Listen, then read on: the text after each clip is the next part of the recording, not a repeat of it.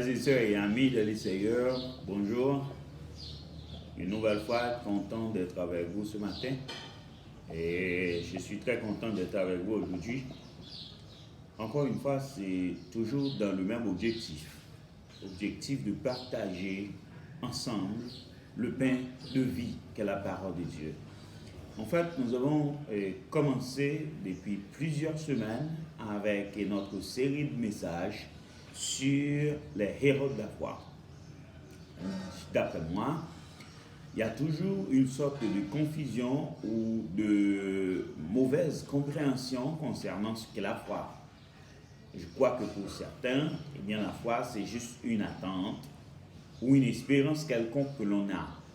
Pour d'autres, la foi, c'est une sorte de persévérance dans les activités religieuses. On peut comprendre que la foi, c'est la force de la prière. On peut comprendre que la foi, c'est comme si l'on met beaucoup d'accent sur les jeûnes, etc. Mais en fait, les héros de la foi, selon l'auteur du livre des Hébreux, le chapitre 11 nous explique clairement ce qu'est la foi à partir de ces héros de la foi bien choisis, bien triés sur le volet et qui nous donnent des exemples de foi. Et que nous avons clairement vu que la foi, c'est de connaître Dieu et de faire sa volonté. C'est toujours la même chose. Même chose pour Abel, Enoch, Abraham, Jacob, Isaac, les parents de Moïse. Et maintenant, nous allons voir Rahab comme témoin de la foi. N'est-ce pas intéressant? Je crois que c'est très intéressant parce que Rahab, vous savez clairement que Rahab était une prostituée. Mais voilà, Rahab est classée parmi les héros de la foi. Nous allons regarder le reste du chapitre 11 aujourd'hui. Alors, nous allons commencer à partir du verset 31 jusqu'au verset 40. Alors, ici, pas seulement Rahab, mais aussi nous allons regarder en gros les autres témoins de la foi cités, mais avec très peu d'explications. Alors, lisons ensemble les versets 31 au 40. C'est par la foi que Rahab, la prostituée, ne périt pas avec les rebelles, parce qu'elle avait reçu les espions avec bienveillance. Et que dirais-je encore? Car le temps me manquerait pour parler de Gédéon, de Barak, de Samson, de Jephthé, de David, de Samuel et des prophètes qui, par la foi, vainquirent des royaumes, exercèrent la justice, obtinrent les promesses, fermèrent la gueule des lions, éteignirent la puissance du feu, échappèrent aux tranchants de l'épée, guérirent de leurs maladies, furent vaillants à la guerre, mis en fuite des armées étrangères. Des femmes recouvrèrent leur mort par la résurrection, d'autres furent livrés au tourment et n'acceptaient qu'un de délivrance afin d'obtenir une meilleure résurrection. D'autres subirent les moqueries et l'effroi, les chaînes et la prison. Ils furent lapidés, sciés, torturés. Ils moururent tués par l'épée. Ils allèrent ça et là, vêtus de peau de brebis et de peau de chèvre, dénués de tout persécutés, maltraités. Eux, dont le monde n'était pas digne, errant dans les déserts et les montagnes, dans les cavernes et les rentes de la terre, tout cela à la fois desquels il a été rendu témoignage, n'ont pas obtenu ce qui leur était promis. Dieu ayant en vue quelque chose de meilleur pour nous, afin qu'il ne parvienne pas sans nous à la perfection. Mes frères et sœurs, c'était une longue lecture, mais je crois que vous allez en tirer de bonnes conclusions. Et mes frères et sœurs, nous avons vu que la foi pour Abel, pour Enoch, pour Abraham, pour Jacob, Isaac, pour Sarah, la foi pour Moïse, pour Noé, c'est toujours une connaissance approfondie de Dieu, une connaissance profonde de Dieu, une connaissance très soigneuse de Dieu et en fait d'obéir à sa volonté. Maintenant, aujourd'hui, c'est le dernier message concernant la foi. Alors, l'un des héros de la foi bien trié, c'était Rahab. Qu'est-ce qu'elle a fait pour qu'elle soit placée parmi les témoins de la foi comme étant une ancienne prostituée? Well, je crois que si l'on regarde dans le livre de Josué, le chapitre 2 nous explique clairement ce que Rahab a fait. Nous savons que lorsque le peuple d'Israël devait entrer à Jéricho, et Josué a envoyé des espions pour explorer la ville. Alors ces espions ont passé par à la maison de Rahab. Rahab les a reçus favorablement. Et nous avons vu que Rahab les cacha sur le toit de sa maison et les firent passer par la fenêtre de sa maison par une corde, car Rahab avait une maison sur la muraille et Rahab avait, je dirais, démontré qu'elle avait une connaissance de Dieu. Le verset 9, 10, 11 nous explique clairement que Rahab exprime sa connaissance du vrai Dieu, du Dieu du ciel et de la terre. Elle a dit clairement que je crois que c'est votre Dieu qui est le Dieu du ciel et de la terre. Donc ça démontre que Rahab a acquis une certaine connaissance du vrai Dieu, une certaine connaissance de Jéhovah Dieu, le Dieu du ciel et de la terre. Et à cause de ça, Rahab les a clairement dit que nous avons effrayé devant vous parce que nous savons clairement que votre Dieu, alors tout au moins elle a dit que je sais que votre Dieu, c'est le Dieu du ciel et de la terre. Et elle les a criés de lui sauver de ce qui pourrait survenir sur sa ville. Alors c'est ainsi que les espions ont sermenté de sauver la vie de Rahab à leur retour lorsque Dieu leur livrera la ville. Donc voilà, et Rahab a agi avec toutes sortes de bienveillance envers ses espions parce qu'elle a su que le Dieu de ces espions, c'est le Dieu du ciel et de la terre. C'est pas comme les autres, c'est pas comme les statues, c'est pas comme les démons, c'est pas comme les idoles qu'on adore. Mais il est le vrai Dieu. Il est le Dieu qui commande, il est le Dieu qui parle, il est le Dieu qui dirige, il est le Dieu qui dit et la chose arrive. Rahab avait une connaissance. C'est là d'abord que la foi commence, c'est par la connaissance de Dieu. Elle a une connaissance de ce Dieu-là, et à partir de cette connaissance, elle a fait décision d'obéir à la volonté de ce Dieu. Donc, maintenant, ça lui accorde la chance d'être classé parmi les héros de la foi, parmi les témoins de la foi. Effectivement, elle demande sa connaissance et elle a fait action. Elle a fait une action qui démontre qu'elle, je dirais, elle a toute la volonté d'obéir à la volonté du Tout-Puissant. Maintenant, il y a d'autres gens cités comme des héros de la foi. Alors, et l'auteur de ce livre, alors selon ce qu'il a dit, eh bien le temps lui manquerait de parler de Gédéon, de Barak, de Samson, de Jephthé, de David, de Samuel et des prophètes. Tous ces gens-là, c'était des témoins de la foi. Témoins de la foi, comment? C'est parce qu'ils ont fait des choses extraordinaires après avoir connu Dieu. Okay? Par exemple, pour Gédéon, il a fait une expérience extraordinaire avec Dieu. Il a connu Dieu lorsqu'il lui a demandé des preuves, et Dieu lui a fourni des preuves. Donc, il a connu Dieu. Même chose pour Barak, même chose pour Samson, même chose pour Jephthé. Et vous savez clairement C'est qu'a été la prière de Jephthé. Donc, même chose pour David, même chose pour le Samuel, hein? Et même chose pour bon nombre des prophètes de Dieu. Ils ont connu Dieu. Alors, les prophètes de Dieu, ils ont connu Dieu. Et maintenant, après avoir connu Dieu, la chose qui devait venir, c'est d'obéir à sa volonté. Et c'est tout ça qui est la foi.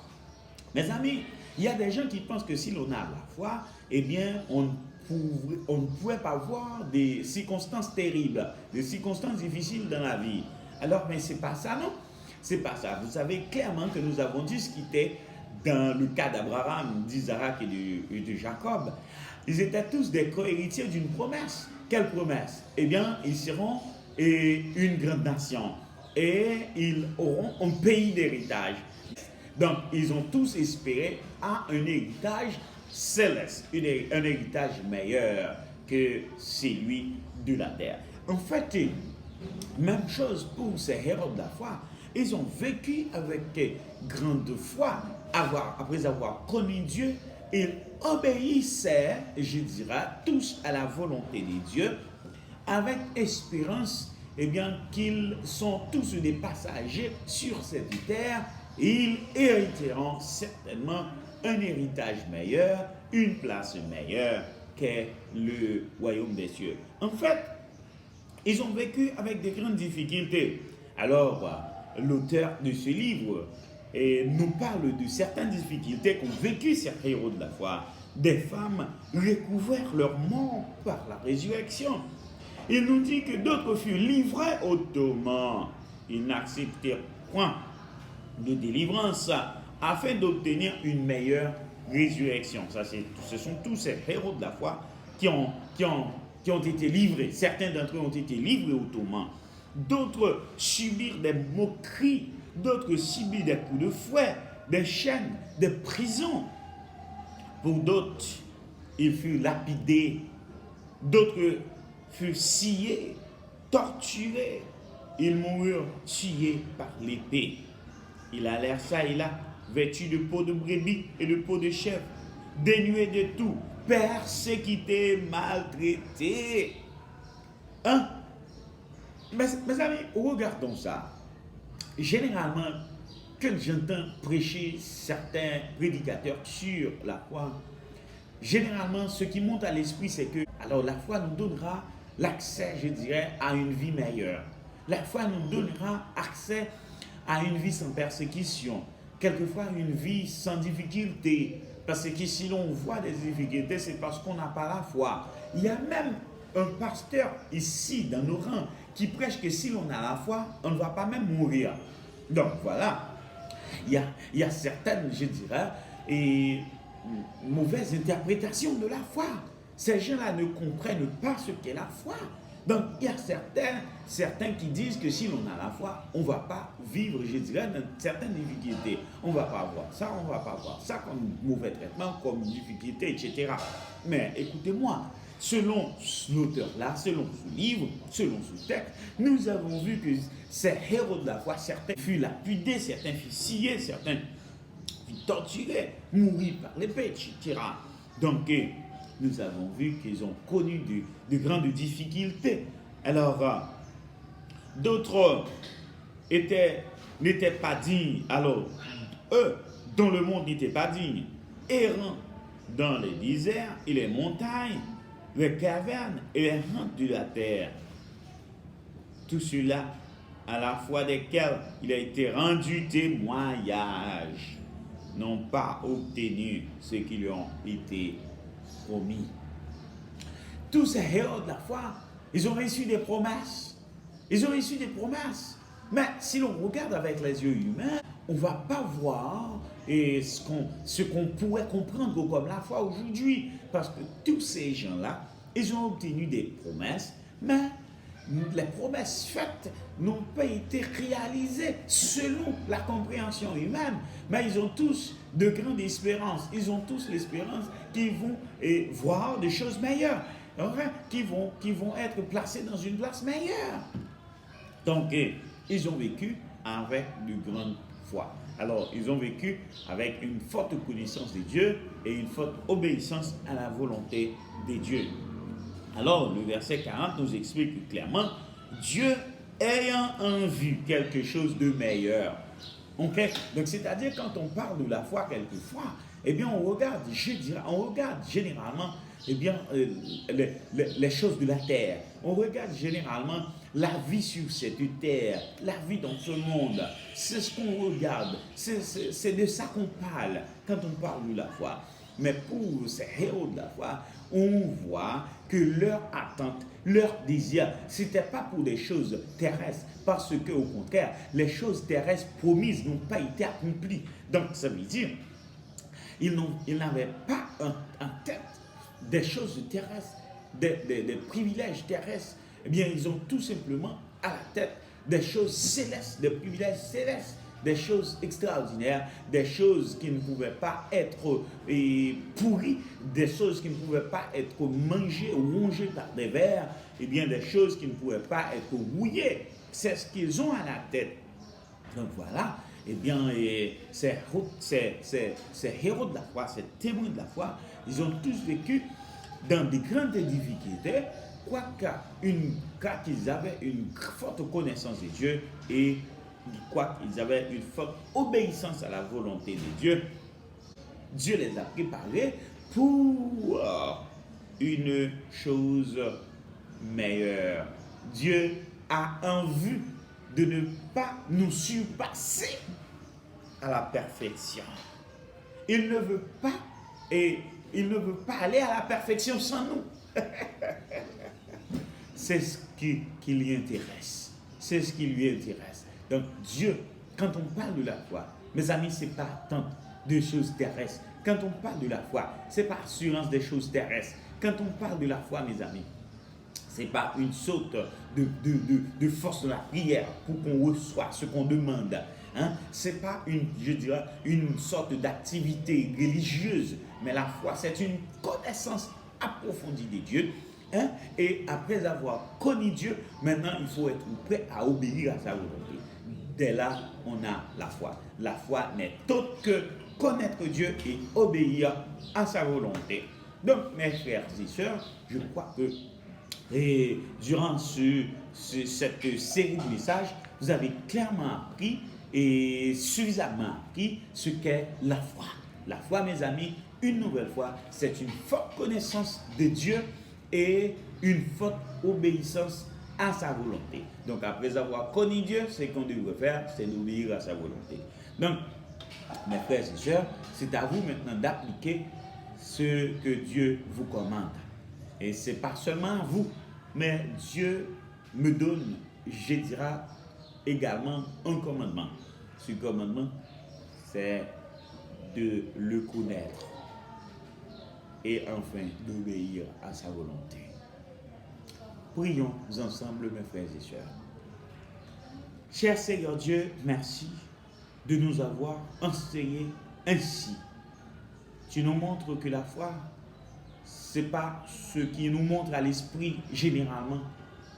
Tu nous montres que la foi, ce n'est pas ce qu'on prêche généralement. Mais la foi, c'est une connaissance de Dieu. Après avoir acquis cette connaissance, eh bien, on doit obéir à la volonté de Dieu. La foi n'est autre que ces deux actions, connaître Dieu et obéir à sa volonté. Alors, Seigneur, daigne nous aider à te connaître plus profondément et d'obéir à ta volonté. Au nom de ton Fils Jésus-Christ, qui vit et qui règne au siècle des siècles, nous t'en prions. Amen. Chers frères et sœurs, grand merci d'avoir été des nôtres. Je crois que nous allons commencer une nouvelle série la semaine prochaine. Que Dieu vous bénisse. Merci. Croire que Dieu existe.